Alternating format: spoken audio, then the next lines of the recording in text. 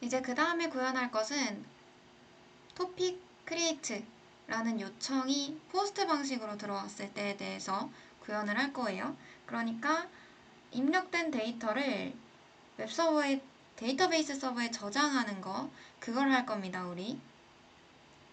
우선은 모든 파일들을 닫아서 깨끗하게 해주시고요. main.js부터 먼저 보도록 하겠습니다. main.js에 이 topic create에 대한 포스트 요청에 대한 처리가 없기 때문에 get이 아니라 post로 변경해 주시면 되고요. 그 다음에 create topic이 아니라 new topic이라는 새로운 함수로 만들어 보도록 하겠습니다.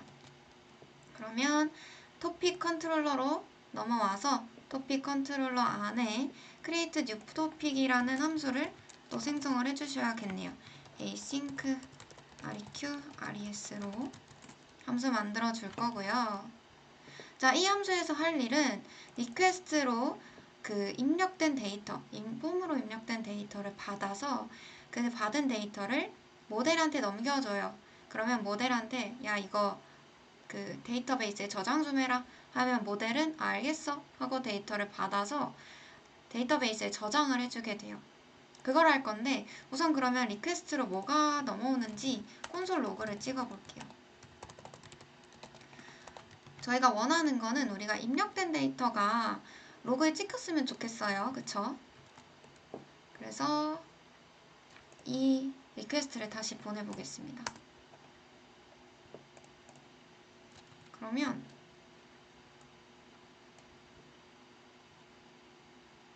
되게 많은 정보들이 나오거든요. 토픽 크리에이트로 포스트 방식으로 요청이 들어왔는데 아무리 찾아봐도 바디가 없어요. 자, 이게 왜 그러냐 하면은 포스트 방식으로 웹서버한테 요청을 보낼 때는 데이터가 한꺼번에 넘어가지 않아요. 약간의 조각조각들로 넘어와요. 웹서버가 그 조각조각들을 받아서 합쳐주는 작업을 해야 됩니다. 그걸 구현하는 코드는 굉장히 길고 복잡하기 때문에 똑똑한 사람들이 이미 미들웨어로 구현을 해놨어요. 그래서 익스프레스 바디 파서 미들웨어를 검색하시면 바디 파서 미들웨어를 사용하는 방법을 확인할 수 있습니다. 그래서 밑에 보시면 설치를 해야 된대요. 그래서 VS 코드에서 터미널에서 설치 한번 해주시고요. 설치되는 동안 보니 API를 요거 사용하시면 된다고 하네요. 그래서 main.js 파일에다가 여기 말고 위에다 적을게요. const body parser는 얘로 그 body parser라는 모듈을 불러올 겁니다. 그러고 나서 이 body parser를 사용해야 되기 때문에 뭐 여러 가지 옵션들 쭉 지나서 사용하는 방법 요거 그대로 복사하시고 바디 파서 밑에다가 붙여넣기 해주시면 됩니다. 이 두 줄의 코드는 별건 없고요. 그냥 이러한 요청에 대해서 바디 파싱을 해준다는 얘기예요. 그 넘어온 데이터를 조각조각을 모아서 바디로 내가 만들어줄게. 그거를 바디 파서가 미들웨어가 해주는 거예요. 얘도 어떻게 보면 우리가 만든 컨트롤러 모델처럼 하나의 모듈인 거예요. 모듈. 맞는지 모르겠지만 아무튼 자, 그래서 바디 파서라는 미들웨어를 사용하시게 되면 이렇게 바디를 쉽게 받을 수 있습니다. 그러면 이번에 REQ를 찍었을 때는 어떤 결과가 나오는지 다시 한번 요청을 보내볼게요. 이번에는 홈으로 들어와서 크리에이트 버튼을 누르고 타이틀과 컨텐츠를 집어넣은 다음에 서브밋 버튼 눌러볼게요. 그러면 요청이 들어왔거든요. 콘솔 한번 확인해 보겠습니다. 네, 얼마 올라가지 않아서 바디가 보이네요. 그쵸? 바디는 타이틀이 뭐고 컨텐츠가 뭐다라고 아주 예쁘게 나와 있습니다. 그러면 우리가 이 내용을 여기서 사용할 수가 있겠네요. 그래서 req.body. 타이틀을 하면은 제목이 나올 거고 컨텐츠를 하면은 내용이 나올 건데 그 모든 데이터를 const new post data 라는 변수에다가 저장해 주도록 할게요. 그러면 우리가 모델한테 이 데이터를 넘겨줘서 모델이 데이터베이스에 이 데이터를 저장할 수 있게 해줄 겁니다. 그래서 토픽 모델 create post가 아니라 토픽을 생성할 거예요. 걔한테 new topic 데이터를 넘겨주셔야겠죠? 자, 그러면 토픽 모델 한번 보겠습니다. 토픽 모델에는 create topic이라는 함수가 없어요. 그쵸? create topic 함수를 생성해줍니다. 그래서 async 펑션으로 구현을 할 건데 받는 데이터는 new topic 데이터로 할게요. 여기도 용어가 헷갈리니까 topic으로 바꾸겠습니다.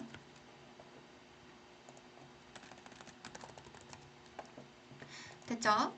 자, 그러면 이 new topic 데이터를 저장할 때는 우리 데이터를 create 할 때는 SQL문을 뭘 썼는지 생각을 해보세요. create 할 때 여기 있죠? insert into 데이터 테이블의 이름과 컬럼 종류, 그 다음에 value를 적어줬어요. 요거 그대로 사용하시면 됩니다. const 쿼리문을 만들어 줄 거고 insert into 어디? topics 테이블에 타이틀과 컨텐츠의 value로는 물음표를 집어넣을 거예요. 라는 뜻이에요.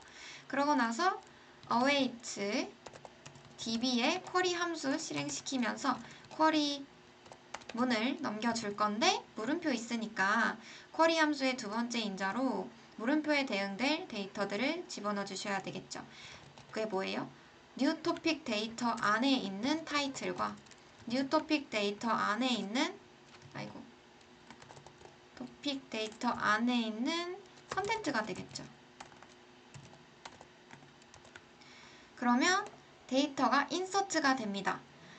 자, 여기서 이 인서트된 결과로 db.query 함수가 반환하는 값을 한번 받아볼게요.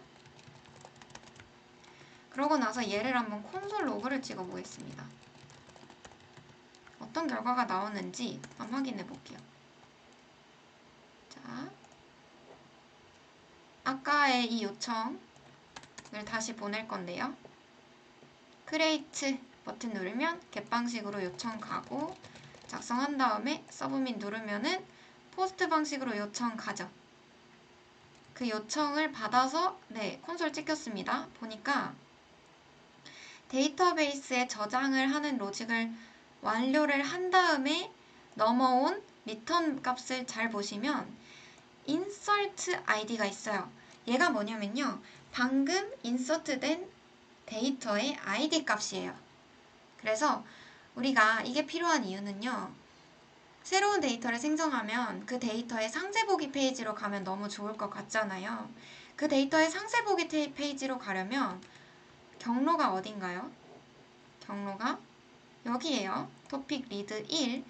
요 뒤에 있는 1. 어떤 토픽인지 토픽의 번호가 뒤에 나와야 됩니다. 그럼 토픽의 번호를 알기 위해서는 토픽의 id 값을 가져와야 되는데 방금 인서트된 토픽의 id를 이렇게 가져올 수 있으니 리다이렉트를 시킬 수 있겠죠. 그래서 이 결과를 이제 result에 있는 얘가 보시면 리스트예요. 얘도 리스트예요. 리스트에 있는 0번째 데이터의 insert id를 컨트롤러에게 리턴해 줄게요. 그러면 컨트롤러는 이 함수의 실행 결과 await로 기다렸을 때 그 실행 결과 const insert id를 받을 수 있겠죠. 그러고 나서 이 create new topic에서는 뭘 해줄 거냐면 res.render가 아니라 redirect를 해주면 됩니다. 어느 경로로? topic 밑에 res 밑에 insert insert id 여기로 이동해 주시면 되죠. 백틱으로 변경해 주시고요. 이렇게 되면 방금 생성한 데이터의 상세 보기로 넘어갈 수가 있습니다. 자, 그래서 다시 웹브라우저로 웹서버에 접속을 하고요. 그러면 아까 생성했던 데이터가 보이네요. 크리에이트 버튼 눌러서 데이터 작성하고 서브밋 눌러보겠습니다. 자, 방금 만든 데이터 6번째 글을 상세 보기 페이지로 넘어올 수 있게 되었습니다.